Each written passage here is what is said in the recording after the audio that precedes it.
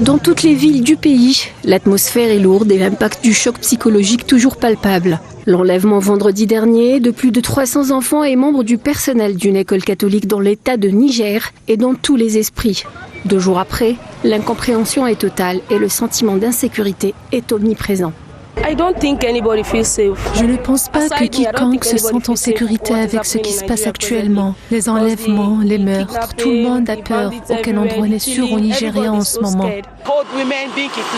Si je vois des enfants se faire enlever, je serai bouleversée. Nous avons vu des femmes âgées se faire kidnapper, se faire voler, dans ce pays que nous appelons le géant de l'Afrique. C'est terrible. Cet enlèvement de masse, considéré comme l'un des pires jamais enregistrés dans le pays, a ravivé les inquiétudes. N'étant ni un acte isolé, ni un fait divers, il marque un tournant dans la recrudescence du banditisme et de la criminalité dans le pays. Ce qui accentue les craintes des citoyens qui réclament le déploiement davantage de forces de sécurité pour protéger les institutions et les espaces publics.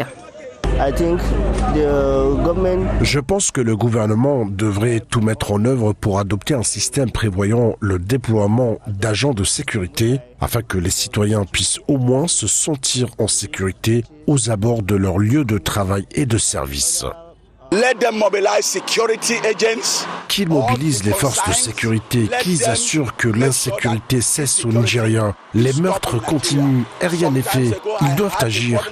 Ce drame survenu ce 21 novembre est une preuve de plus de la dégradation de la situation sécuritaire au Nigeria. Une situation préoccupante et hors de contrôle, à tel point que les autorités de l'État de Niger ont ordonné la fermeture de toutes les écoles et l'évacuation de tous les internats, vu le degré de la menace. En attendant, les opérations de recherche se poursuivent pour retrouver les 313 personnes enlevées.